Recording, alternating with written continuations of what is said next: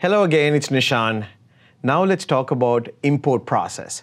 This is where we have our customers who want to bring their legacy PST files or OneDrive or SharePoint sites into Office 365. We made this process pretty simple, but if you do want more assistance in bringing that data in, we have an exciting fast-track program that you can find information on our website.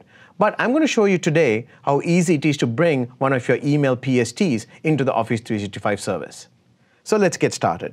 So from our Security and Compliance Center, I can go into my dashboard of data governance, I can click on import, and I can create a new job.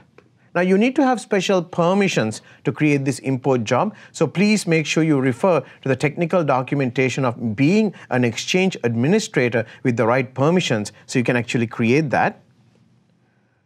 And so if I can say email here, I have the option of either ship hard drives to a physical location of Microsoft or actually uploading this directly to the cloud.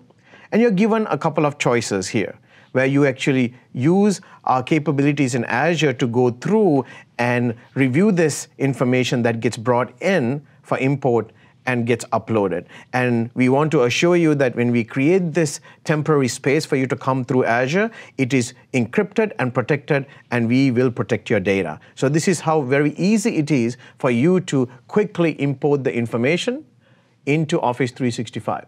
For further information of complex import processes, please contact our fast-track individuals who are familiar with importing complex data into Office 365. Thank you. What I just showed you was our smart import process, which is part of our advanced data governance capabilities.